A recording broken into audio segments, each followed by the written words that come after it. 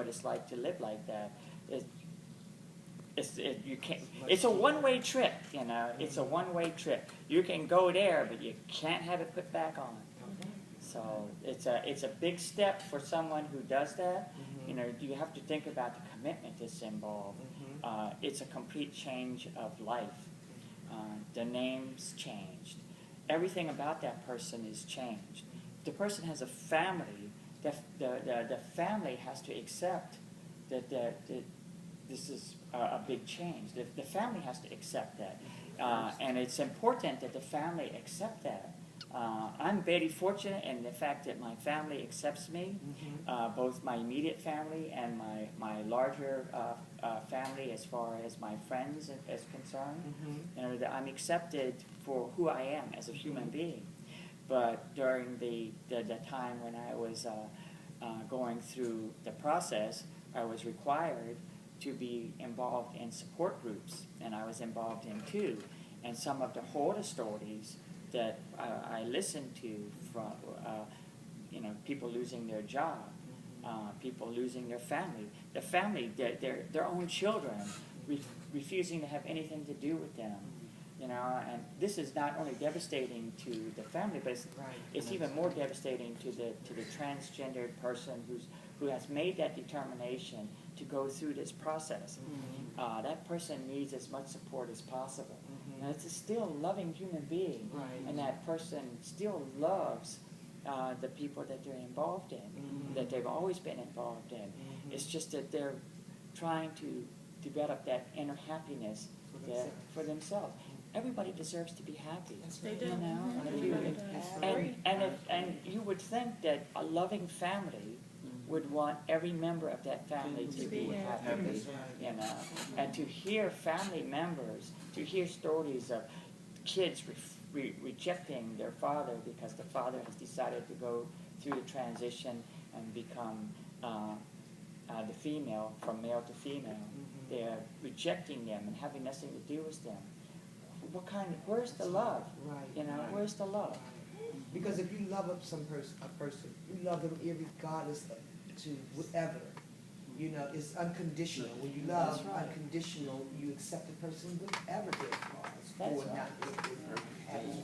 But I think that you are a beautiful person, and I just think that you're so special for being. And I look at you with strength. You have strength, and you can really give other people the strength to go forward and be happy in their life. You know, because that's, I think happiness is the most important thing in life. If you're happy, everything else falls in place. So you're the only person that has to live with you for the rest of your life. Exactly. So I just commend you for your strength. Thank you. And we have, next up is Marcia, and she's going to ask about dating and economical. Okay. So for dating, I have, how long does it take you to disclose? And when do you feel it's appropriate to do it? Not necessarily on a date, because I know that's, you know, it's not going to happen, but how long into a relationship do you feel it's appropriate, and when are you comfortable enough to do so?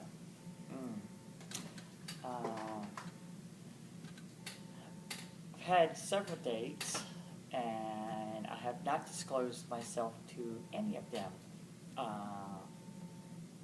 Why? It just didn't seem like something that would come up, you know. You know, I've had sex. Of course I've had sex. Woohoo!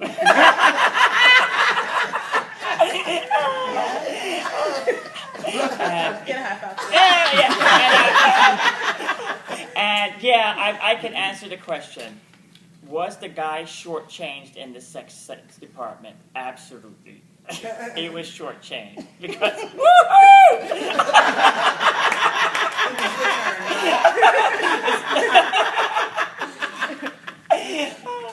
But I don't necessarily I have never even considered disclosing myself. You know, why should I? You know, if that person sees me as who I am, that should be good enough. You know, because it's not a title. It's, you know, it's not Cindy Harper or the transgender. You know, it would be Dr. Cindy Harper if I had a title, but since I don't have it. You know, so that's why I don't disclose.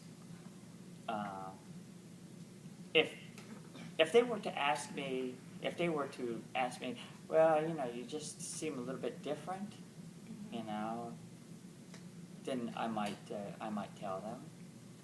But I've never had anybody ask me, and I just don't feel that it's something that is required. Okay. How on marriage? Marriage. Okay, I was married. I was married for a very long time to a wonderful, wonderful person, extremely wonderful person. Of course, during the time that I made that determination to transition, we're still friends. We're great friends. Her response was, "I'm happy for you. I support you 100%. I think it's great. I want you to do it. I'm not a lesbian." Understand? No problem. I totally understand, and I had no issue with that whatsoever. You know, to allow her to continue on with her life. She was allowing me to continue with my life. How could I deny her the right to live her life? You know, so we happily came up with what we wanted to do, you know, as far as our own lives are concerned. This is, I think, is a very important thing that the transgendered person needs to understand. You know, you can't hold on to the old life and expect your old partner to accept you as who you are and expect them to change. You know, because you are expecting, in a case of a male to female transgender person, if you're married to a woman, you're expecting that woman to essentially become a lesbian, and you can't do that. In the situation of a male to a female, now you're asking the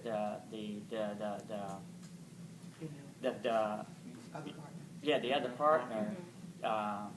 I'm a little bit confused. If you're going from female to male, you're asking your partner to basically become gay, you know, and you can't do that because it doesn't work that way. So that's something that you need to understand. I think the problem that I have to deal with is men feel when they have a transgendered person as a sex partner, you know, yes, you're all a woman and I can have sex with you and everything, and that's just really great. And then when you come out and tell them I'm transgendered, the first thought is, damn it, now I'm gay. How can you be gay? You know? And then that's Misunderstanding, lack of knowledge, you know. And I feel like it's more of a societal thing And too. it's societal. Because men are expected to be like these big, strong Macho, figures, you know. Right. And I guess they feel like their masculinity is questioned when they're.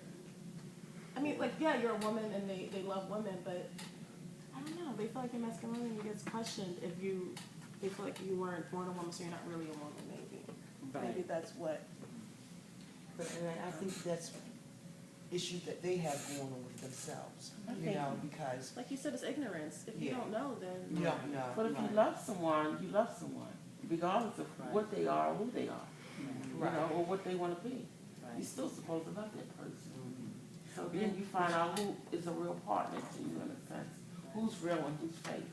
Who's there for love and who's there for not real love. Yeah, but you can still love the person, but not want to participate in the lifestyle, and that's where it falls apart at me. You know what I mean? Because I could love you to death. I mean, I could be with you for years and love you to death and all that. But like Cindy's saying, if her partner does not want to be a lesbian, you know what I mean? Then it doesn't mean that she loves her any less. It just means that she does not agree with that lifestyle for her. Right. Right. She wants to be happy also. You know, and if her happiness. Well, my significance of love is love me for whoever or whatever I choose to be. Right, but they still love I her. guess I'm we sure that she don't. still loves her. It's just that she don't want to participate in that lifestyle. like you said, y'all have a great relationship. Right. Probably better friends than they were when they were married. It's probably just You know? two different relationships, period. Like she had the old relationship with you when she was married to you, Right. and now she found a friend and you know that she Exactly. transitioned. So it's Exactly. two And it's still that love. relationships. Yeah, two But different yeah, lives. I agree with you though. Love is a great thing. Love is an awesome thing. And you cannot help who you're going to fall in love with. You know, you just can't. You don't know who you're going to fall in love with. You might say, I'm not a lesbian, and fall in love with a woman. It doesn't make a difference who you fall in love with, you know, as long as that love is based on respect, and compassion, and caring, and you're not hurting or using or abusing the other person, and you know you have that sense of respect and caring and compassion. It's great, and it should be embraced and not treated as Something dirty or yeah, something to be hidden or abandon, or you know, and to abandon a person. or in my case, to be kept as a secret. You know? Secret, okay. And I did for a long time, kept my life condition as a secret, my my medical situation as a secret for a very long time. And then after my transition, which was very public, the place that I was working at, I explained to them what was going on, and they were 100% supportive. And in 3 months, they were bragging about having a female mechanic. You know, we have the only place we have a female mechanic working here. You know, and it became a sense of pride for them. Yes, there was people employed there at the time that had issues with me, but the majority of the people were 100% supportive. There was a few, you know, and you're going to have that no matter what. You're going to have that, and it could be for any reason. Oh, you're gay, you're African American, you're Chinese, you're this kind of religion and not that kind of religion. Right. You have toenails that curl in the end, you know, whatever reason they want to come up with, you're going to have people that's going to come up with those kind of things. But the majority of the people that I was working with were 100% supportive. It was really awesome. And so I didn't have any issue there at all, you know, because I was already known. And I had been working there for 10 years. Wow. So, you know, I had this relationship with all these employees, and we switched over. And then I had an opportunity to get a job somewhere else. And when I went there, it was a whole new experience for me, because I went from a job where they knew me through the whole entire transition to a job where I walked in, and from the very beginning, I was Cindy Harper, and that was it, you know, and it was like, wow, this is really great. You know, I'm finally living the life that I should have been living all along. You know, but it turned out to be a situation of going from carrying one secret to going to carrying another secret. You know, and secrets sometimes can become very heavy and very, you know, the baggage can become awkward and become awful. So in 2010, I made the determination to let go of the secret. You know, like the song "Secret" says, "So what? You know, so what if the world knows? So what? What difference does it make? I don't have to please the whole entire world. All I have to do is please myself. And you're happy. If I'm happy and the people around me will treat me equally, and I can make them happy. You know, and that's what we're supposed to do. Treat each other with dignity and respect, and with compassion and caring. So I made the determination to out myself, and I did, and I outed myself. And it was a very emotional time period for me to do that. And I did it in front of a room full of people, and there wasn't a dry eye in the room when I got finished. But I was one of the fortunate people where I'm very extremely fortunate, as a matter of fact, and because because I have this wonderful, loving family that just 100% supported me.